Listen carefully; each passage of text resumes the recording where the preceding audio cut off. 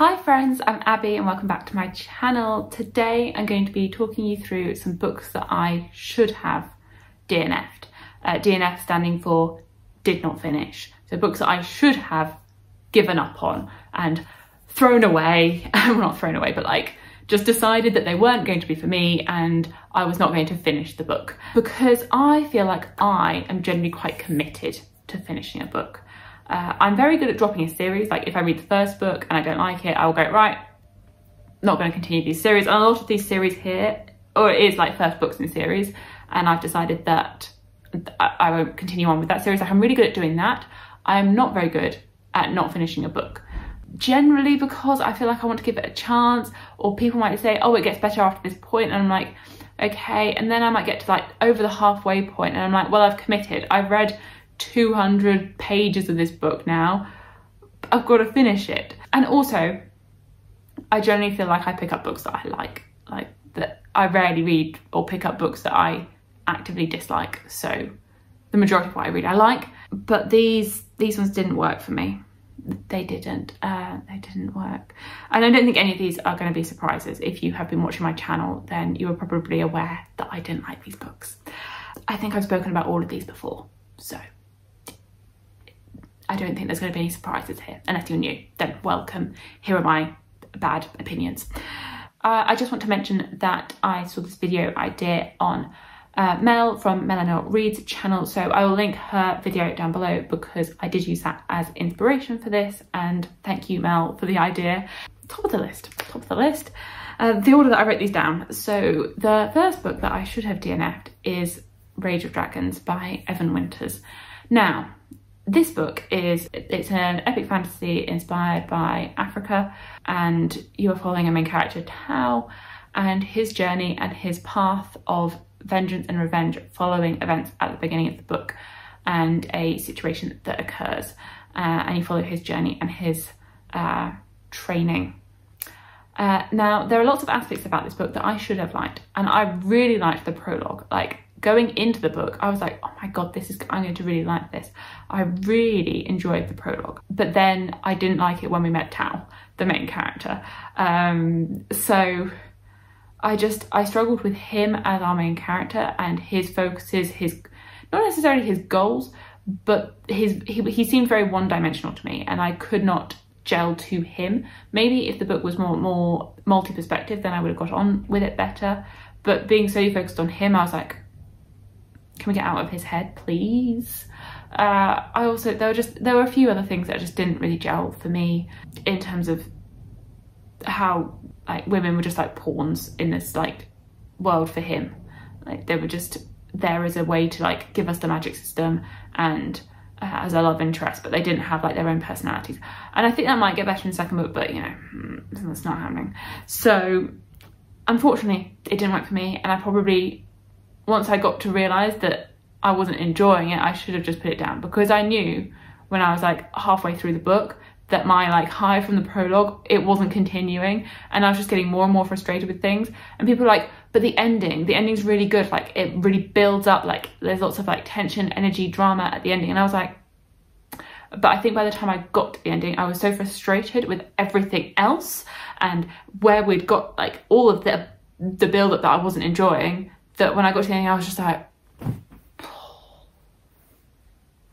and for a book with a dragon on the cover, I mean, seriously, you advertise dragons and there's like one scene with a dragon. And that is my biggest gripe about modern fantasy, is the false advertising, the fake news that we do not get dragons when we are advertised dragons. The next one is Laylan Wakes by James S.A. Corey.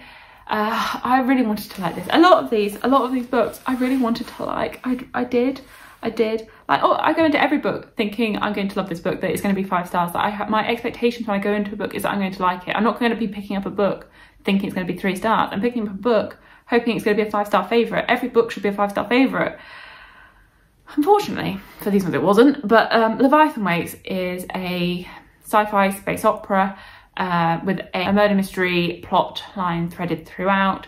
This mystery, and yeah, our two main characters are Holden and someone else. detective guy. And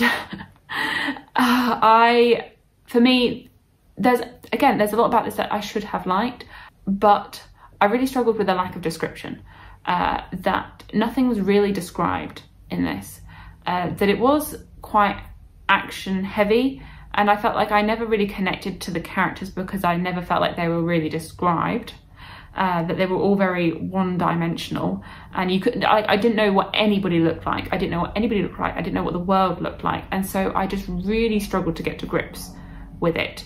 I think if you've got something that's maybe if you read more sci-fi, and I think for people that have watched the TV show, they didn't realise the lack of description because they had images in their heads of what the characters looked like, what the world looked like.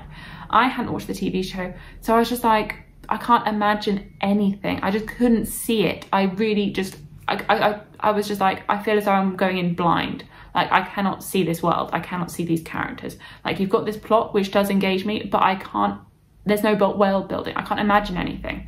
So I really struggled. And so I had all these struggles, and then I think a few of us had these struggles, and other people are like, oh, there's this like point where it's a bit more of like a horror type scene, and that really engaged me. I was engaged from that point onwards, and I was like, okay, I'll get to that scene. And I was like, okay, fine. And then, but that scene was like over halfway through the book, and by that point I was like, well, I've read 300 pages of this book now. I really should finish it. And lots of my friends were really enjoying it, and I was like, I've really committed to this, but I'm struggling. And so I just kept pushing, waiting for that moment where it's going to click, and it did click. So I'm definitely not continuing with that like 9-book series, no. One that I do still actually own, and this one I'm a bit sad about because I have enjoyed some of her previous books, and that is The Left Hand of Darkness by Ursula K. Le Guin. Now this one I loved. I adored the Earthsea series growing up as a teenager. I have like this really beat up copy of the Earthsea Quartet, which I think has gone around like my whole family. Well, maybe not, but like quite a few of us have read from this edition of the Earthsea Quartet that I have.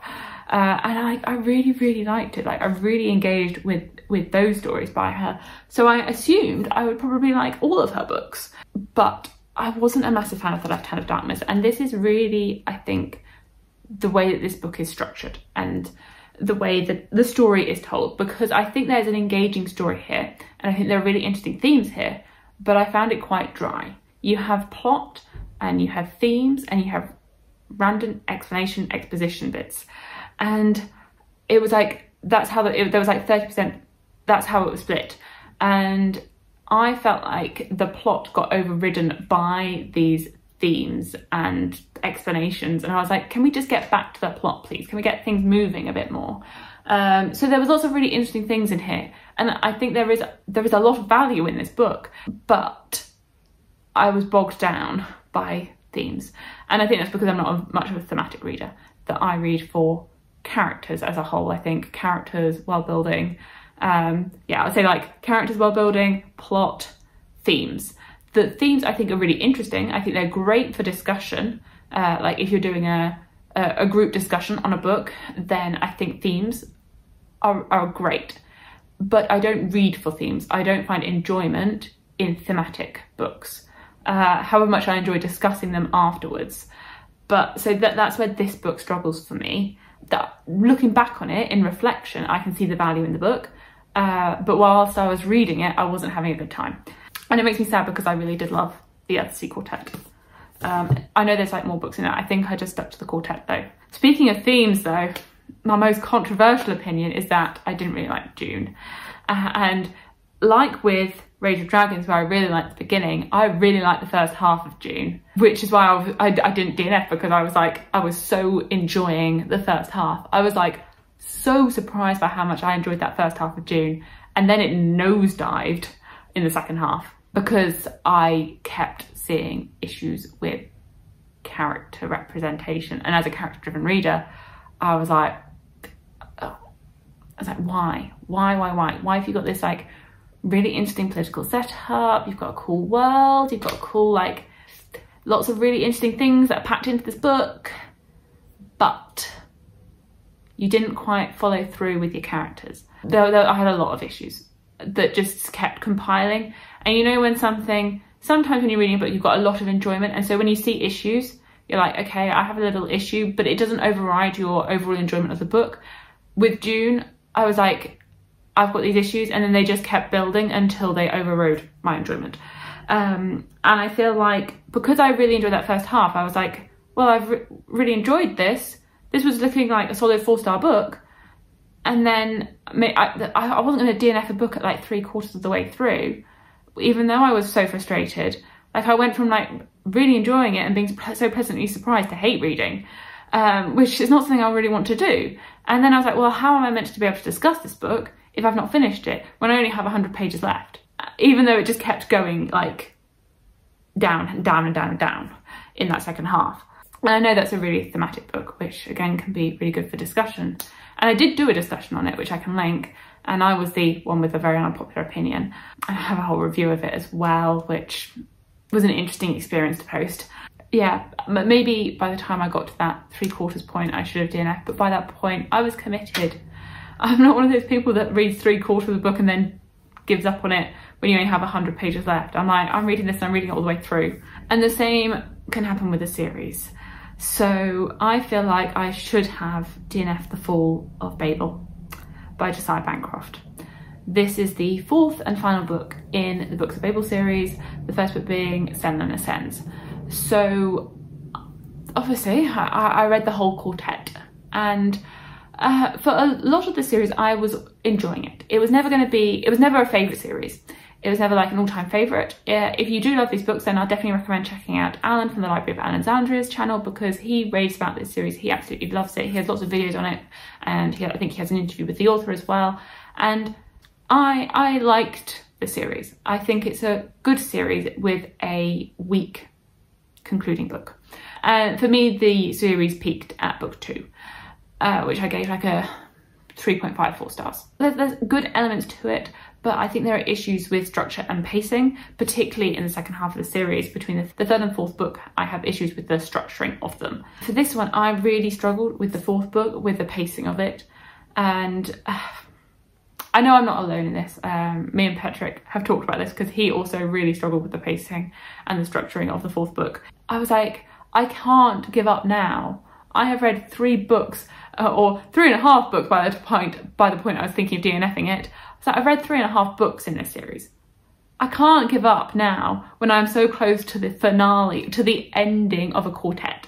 Like, I can't give up now. If it was the first book and I wasn't enjoying it, then that's fine. I'd be like, I didn't have any like commitment. I had committed. I had read 3 of the 4 books, and by the point of DNFing the 4th book, I'd read quite a bit of it. So I was like, I've committed to this. I'm going to finish this. I'm going to read this all the way through. I can't give up now. But I wasn't really enjoying it. And I really struggled with the writing in that 4th book. Like, I don't know what he did differently, but to me, it felt like I was reading in a foreign language, which I do, because I've been a student of French and Spanish. So French, I read more regularly than Spanish, but like, and I can understand when I'm reading a French book that I'm not going to understand every word, because it's not my native language and I don't know every word in French.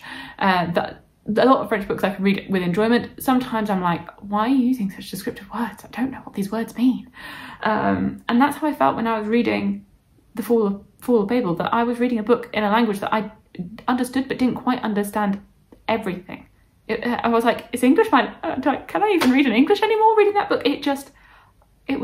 I was rereading sentences. And sorry, this is not meant to be a rant about Fall of Babel, but I had issues with it. And I probably should have just given up, but I couldn't give up after getting so far through that series. And the same can be said for When Night Breaks, which is the 2nd book in the Where Dreams Descend duology. It's a duology. I was like, there's only 2 books here. I don't have to read that much.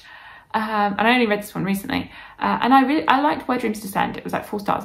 But When Night Breaks, it was just so average. It was so average. And I was like, this is YA. It shouldn't take me that long, but it took me ages. It was just frustrating. There was potential, and then it was like thrown away. And it was just so average. It was just so blandly average. And I don't know if that's because I've pretty much grown out of YA as a whole now, that I don't really gravitate towards that demographic so much. and I was finishing off that series, but no, it was a disappointment for me. And then the final book that I listed here as something that I should have given up on is The Bone Ships by R.J. Barker. And this one, I was reading it for two things. I was reading it for a video that, a themed vlog that I was going to do, which I never posted, because I just DNF'd every book that I was reading for it. And I was like, I can't post this. And I was also going to do a discussion on it with Elle from Elliot Brooks, Jessie from Jessie May, and Jess from Jess Owens. We were all going to discuss it, and then none of us liked it. Or I think none of us were liking it. People were doing, some of them DNF'd it, like, we weren't, none of us liked it. And we were like, we can't discuss this. So The Bone Ships, once again, it has the false advertising with dragons. Like, yes, the ships are made on the bones of dead dragons, but there's literally like one scene with a dragon. That's just disappointing. Disappointing. But aside from that, I struggled with I felt like the world building was quite clunky, and the characters, it was hard to differentiate who was who. Like, you had your main characters, but everyone else was just like a superfluous side character without that much personality. So I never like grew attached to anyone, and I think there were some really interesting elements to the world building. There was elements there. There was elements, but it didn't quite gel together to make a cohesive story. That I feel like he had ideas, and he had ideas for a really interesting world and story, but it didn't quite all mesh, and so it didn't all come together in a successful story arc. That maybe it felt a bit like a rough draft. That there was stuff there, and at moments I was like, okay, I like this. Like, I like where this is going. I like this introduction of these creatures, or this aside about the world. But then it wouldn't quite like all come together in the way that I wanted. And I feel like I really struggled with the beginning of it. Like, I struggled to get into it. And then I think like the first 100 pages I struggled with. The 100 to 200 I think were quite good. And then I got back to struggling again. And so I feel as though I should have decided that it wasn't going to be for me. Especially towards the end of it, I was like, this isn't for me, this isn't working, but I'm going to keep going because I'm doing this video, and I've already DNF'd one book, I can't DNF another one. I should have just stopped, because I didn't even post that video anyway. So I shouldn't be reading books for the sake of a video, because I should be reading books for enjoyment, and if a video comes out of it, then great. But anyway, there are some books that I should have given up on, and I do need to get better at this. I think I need to get better at deciding that a book is not for me. Whether I am 100 pages in, 200, 300, 500 pages in, I should get better at deciding a book's not going to be for me. Like, I've mastered it with giving up on series. I need to master giving up on books, because I don't think I've DNF'd a book this year, and I think I only DNF'd one last year. I think I'm very good at picking books that I'm going to like. Like, the majority of my ratings are 3 stars and above. Like, I rate a lot of books 4 stars. I don't rate that many books 5 stars. You have to be special to get a 5 star. But a lot of books get 4 stars. So I'm good at picking books for my taste, but I should get better at deciding if a book is not going to be for me. So there we go. Those are some books that I should have given up on. Let me know if there are any books that you should have given up on, or should have decided are not going to be for you. And thank you so much for watching, and I will see you in my future videos. Bye!